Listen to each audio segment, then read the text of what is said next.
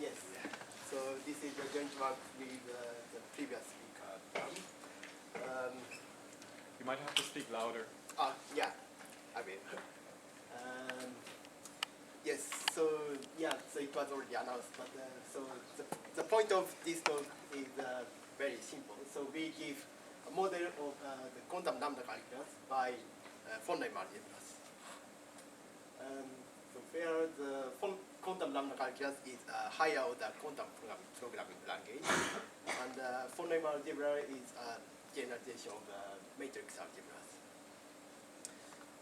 Okay. So in a nutshell, quantum lambda calculus is a linear lambda calculus with quantum primitives. And here I mean quantum primitives are qubit type, and preparation of qubit, and measurement and unitary transformations. So note that unlike Kuiper, so which Peter gave a tutorial on Tuesday. So unlike Kuiper, there is no manipulation of quantum circuits. So in a sense, it is less expressive, but and so this quantum lambda calculus has a linear type system. So it is based on linear logic with exponential modality. So it means each input can be used only once, or at most once, unless it has duplicable type. So it is type of this form, 1 of A. And the quantum lambda calculus was studied extensively with the Selinger and Valiron in 2000. Okay. So here is the syntax. We follow Selinger and Valiron's formulation, but we don't include recursion into our language. And so these ones are what I called quantum primitives in previous slide. So types are, there are types. So this is inductively defined in this syntax. So it has unit type, qubit type, and duplicable type, function type, tensor type, sum type, and it has terms. So these guys are preparation, measurement, and unitary transformations.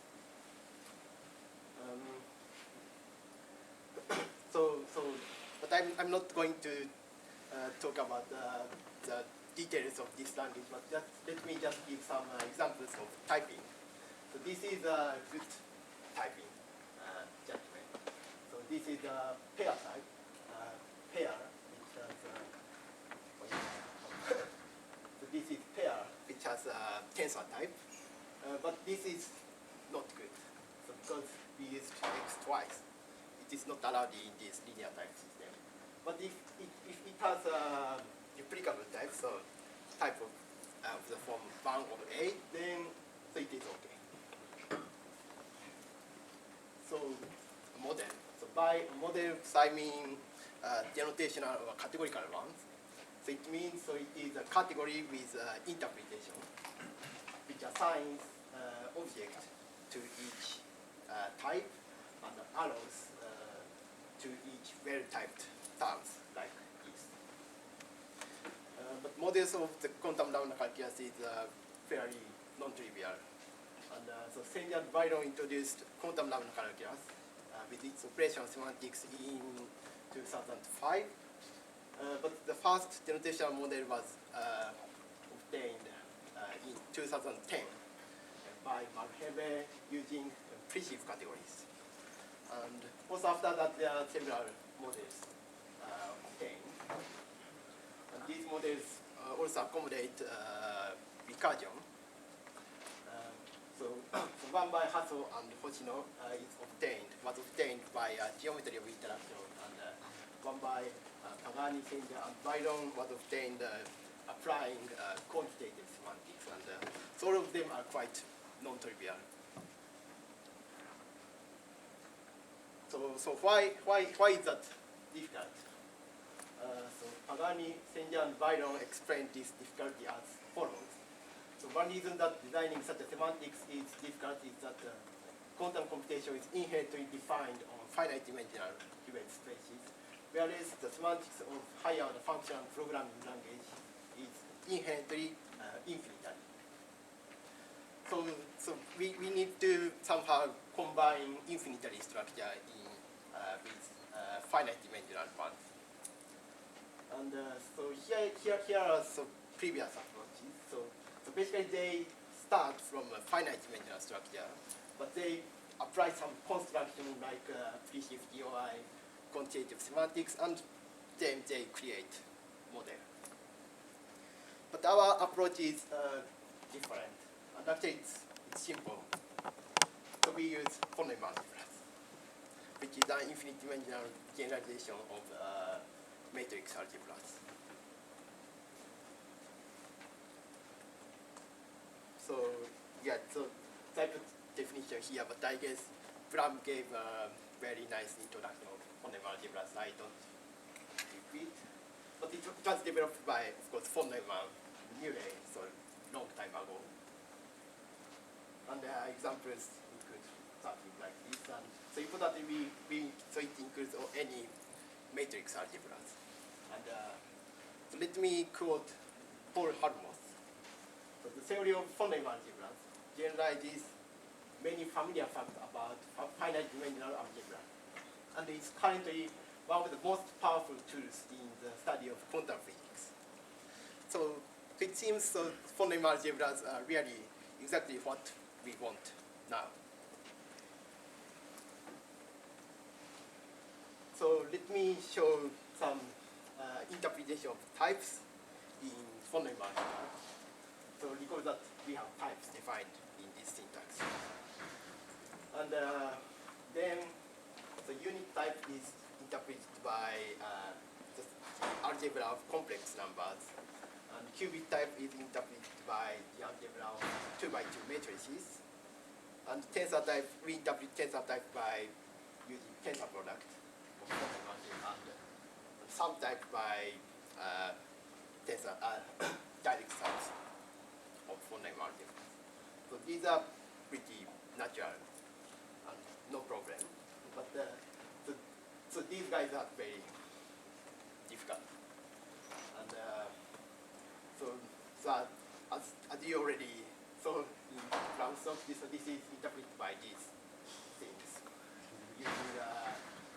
using these adjunctions. So so of course, sorry, you wonder how this works, and that's what I'm going to explain in the rest of the book. So actually, so very fortunately, Selinger and Valiron have already studied what kind of categorical structures are needed to interpret quantum lambda calculus. And so basically, our work is based on their results. So they defined a concrete model of the quantum lambda calculus. It is a category, a symmetric monadic category with finite coproduct and monad T and comonad L, which satisfies the following conditions.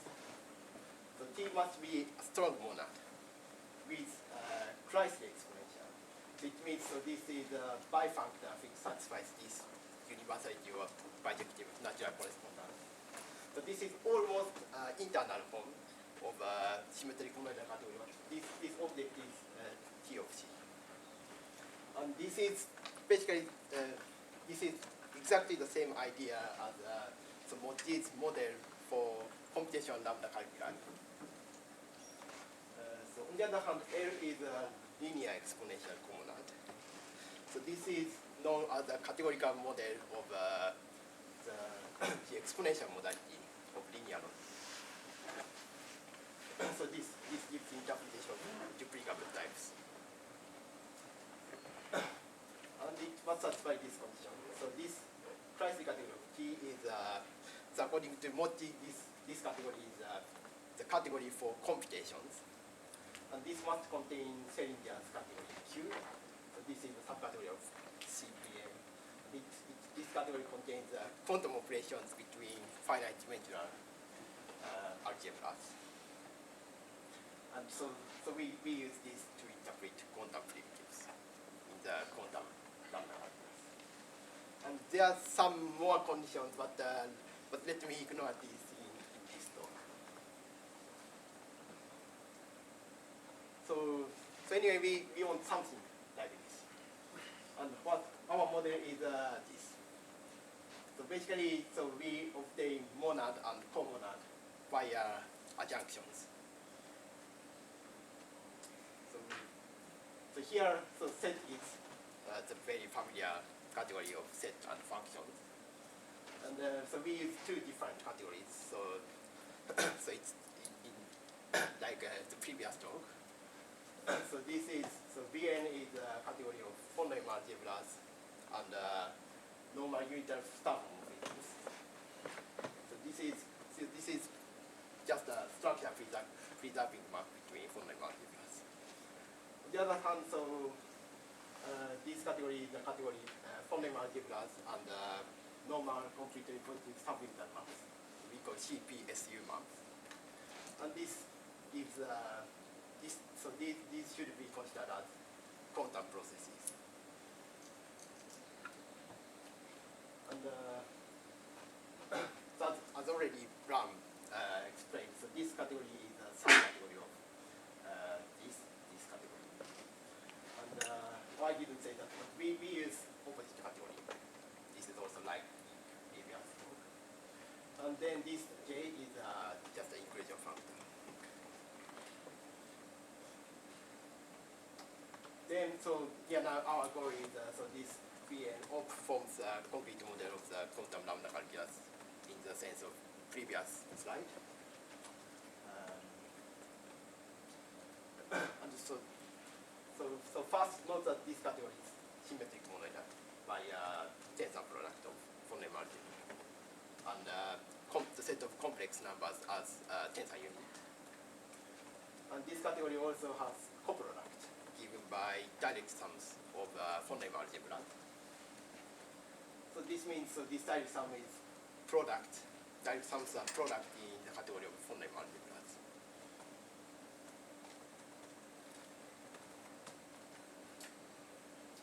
So here is a very important result of Andrew Cornell, which was shown very recently. So he showed that this symmetric monoidal category of von Neumann algebras, op, is closed.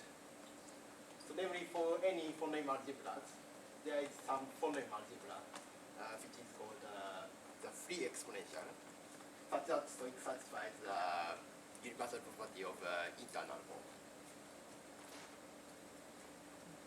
And so actually this result appeared at archive, and only appeared at archive. And as far as I know, it's never published. And some reviewers complained about that, so we used the result from unpublished paper. And we do believe that his proof is correct, but we can also give alternative proof, again using adjoint factor theorem, applying to this factor. So now, because I removed op here, so this factor must be right adjoint. So what we need to check is, so this category is complete locally small, and this factor preserves limits. So in particular, so preservation of products is precisely the distribution of tensor product over direct sums. But we can also show that it preserves equalizer, which is slightly more hard. And solution set condition. So we can also verify this theorem by these arguments. But so warning. So unfortunately, we also don't really know a good description of this free exponential. So Cornell gave a different proof, but his proof also doesn't really give a concrete form of this free exponential. So actually, so even this M2 to M2 is hard, and we don't know what it is, but it exists. Kenta, can I just check? Yeah. M2 to the power of star M2, that's bang qubit in the game system. That's what? The bang of qubit. Sorry, I what? think this is the other rejection. Oh, okay, so I don't know. Yeah, it is. It would be essentially qubit, arrow qubit, except it's not in the right. It's not in the right classic category yet. But I guess it's going to be on the next slide probably. Oh, yeah. So this is not the interpretation of qubit, lollipop qubit yet. Yeah, so I'm going to look at this monad part of this adjunction. So recall the previous talk by my co-author. So he shows that this function, this inclusion has right adjoint. So he shows that this has a left adjoint, but we are now considering opposite category. So it has right adjoint F. And moreover this, so the classical category of this monad is simply this category. But so we know that this category contains Selinger's category Q. So in fact, this Q is equivalent to finite dimensional category of finite dimensional phoneme algebras with CPSU maps. So it means this classical category contains the category Q as required. And this monad is also strong. This is simply because this J is strict monoidal. And these two categories have the same monoidal structure, so it is trivially strict monoidal. Then, so we define this classical exponential using this monad and free exponential of the previous slide. So it is, because this is internal form, so this satisfies this universality. Okay. So now before going to look at the comonad part, let me explain what is linear exponential comonad. So it is, so they are categorical models of the exponential modality. So it was studied in the linear logic community. So the definition is following. So comonad L is linear exponential when it endows with comonoid structure on each object of the form LA. And the reason why this is relevant to exponential modality is because these maps correspond to contraction and weakening of logic. So this gives, in other words, this gives duplication and this gives discarding of some data. But we don't use this definition. But very useful result of Benton. So if we have a symmetric monoidal adjunction between symmetric monoidal category C and Cartesian monoidal category B, then the induced comonad is linear exponential. And I'm going to use this result very soon in this slide. So this function is simply form factor. But we have the functor in opposite direction by taking small L infinity offset. So it is just a set of bounded complex valued functions, which is phoneme algebra.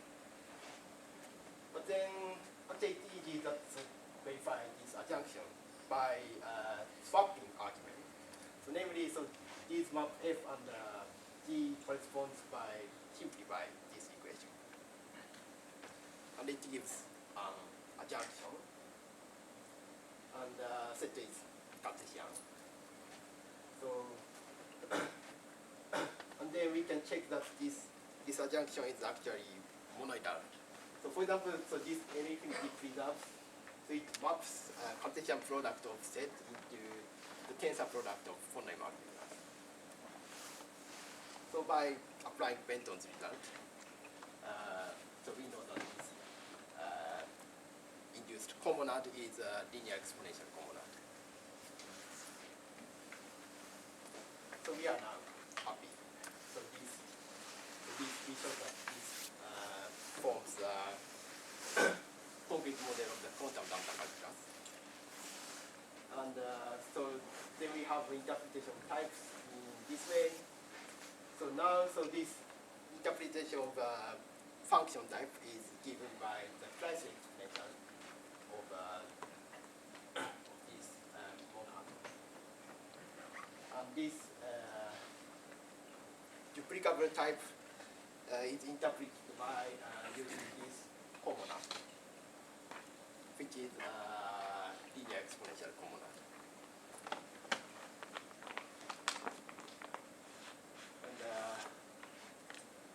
And we also have interpretation of terms, and so this term is interpreted by Kleist map for this monad. And I'm not going to talk about so how to define this, but so this map is so by this adjunction, this map is simply map in this category, which is map. So which is by definition normal CPSA map from B to A, and so it is quantum process.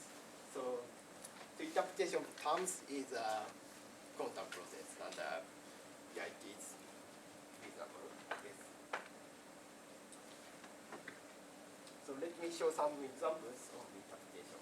So this is so one of unit type is actually the same as unit type, but it is interpreted by it is interpreted by complex numbers. We also have bit, which is defined by this, so it is sum of unit type. But the same thing happens. So one of bit is same as bit, and it is interpreted by c squared. But one of qubit is different. So this is actually so zero space or zero algebra.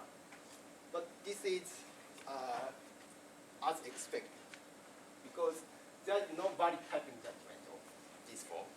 So it means, so logically speaking, there is no proof of bound qubit. So it is natural that so the interpretation is initial object in the category. And so we don't really know this. So we don't know what is actually the free exponential is. And we also don't know what is this f, as Bram talked in the previous talk.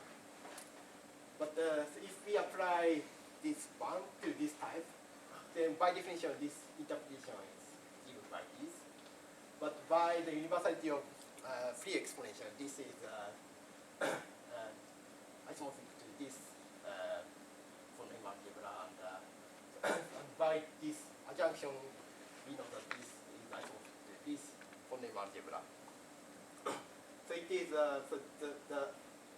the interpretation of this type is given by L infinity of the set of quantum processes, which is so the interpretation of this type is surprisingly clear, but we don't know this one. So let me give some remarks. So duplicable types are interpreted by L infinity of some set, rather than arbitrary commutative von Neumann algebras. So in fact, there exists an adjunction between von Neumann algebras and commutative von Neumann algebras, but this adjunction doesn't give a linear exponential comonad. And in fact, any comonad in this symmetric comonad category must be of the form this. So if we this means if we use von Neumann algebras, then duplicable types must be interpreted by this L infinity. Shift algebras do not work similarly, because this category is not a closed symmetric monoidal category. So this is because C-star tensor product does not distribute over infinite direct sums.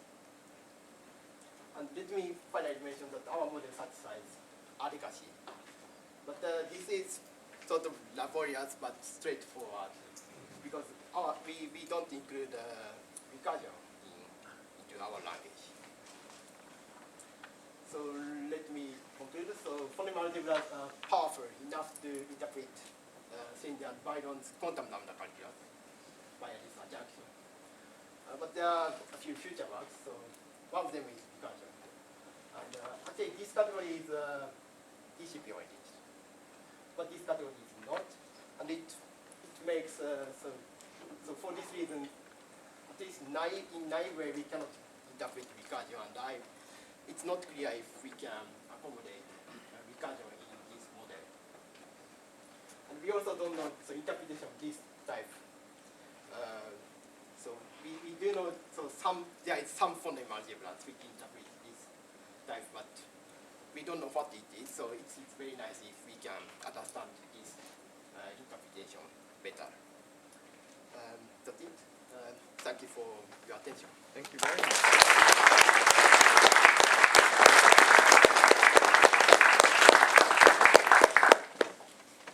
Yes, Kurt. If you go to the previous slide, Yes.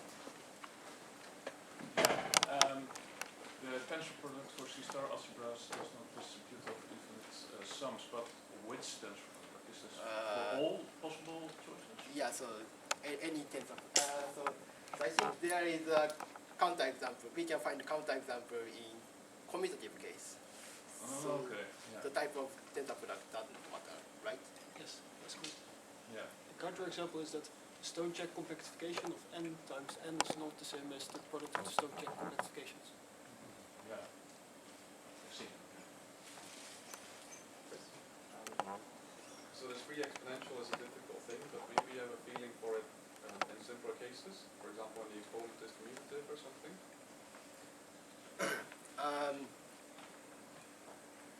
So if the exponent is the one above, right?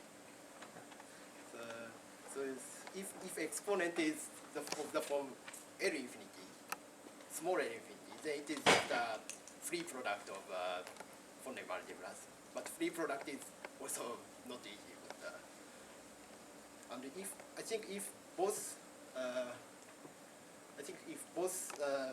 do you call it? So the one below and the one above is small L infinity, then it is just a small L infinity of exponential in set. But I guess it's so unless except such easy case, it's difficult. Yes. Yeah, so I took my eye off the ball for a minute. Could you explain again why the exponential qubit goes trivially? So, You mean this yeah, is, so why does this go to trivial? So the mathematical reason is so there is no minima from M to C. So this is like saying there's no sharp states of Yes. qubit. You had a question? It's a very interesting application from phoneme algebra. But it looks like that only type 1 phoneme algebra arises. Do you have any idea to produce a type 2 or type 3 case? Do you want to answer? I think that when you think exponential, exponential is probably not type 1. Do you know? But we know almost nothing about this free exponential. So it might be type 1, but it might be some other type. I will check. Okay, that's interesting. Yes, thank you for the question. I think once you add recursion, you might have to go into type 2. Yeah. So for quantum natural numbers, I think about Exactly. type 2-1. Type 2-1. Yeah, just 2-1, I think. I don't think I've seen type 3. No. No type 3, I don't think so either. Not in computing. Are there any other questions? Yes. Yeah, so you don't know much about the exponential, what you've looked at, but you have a nice characterization in the case where you get the band. Have you looked at the more traditional implication, where you can duplicate the algebras, so binary linear implication? So traditional what? Implication, so you have bang A, linear our integration features. Ah. Those that have a nice part.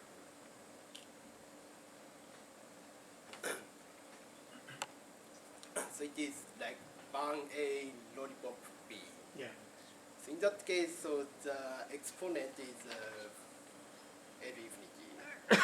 So it, but then I think it is a free product of some phoneme algebras, and yeah, it was so simpler than general case, but still not very easy, I guess. So quantum lambda calculus is a call by value language, and so you use bang of a lollipop B. And call by name languages, you use the one that you said. So probably because you'd have to have a different sort of notion of thing that you want to model for that to make sense. Anyway, we're a little bit over time, so thank you very much again.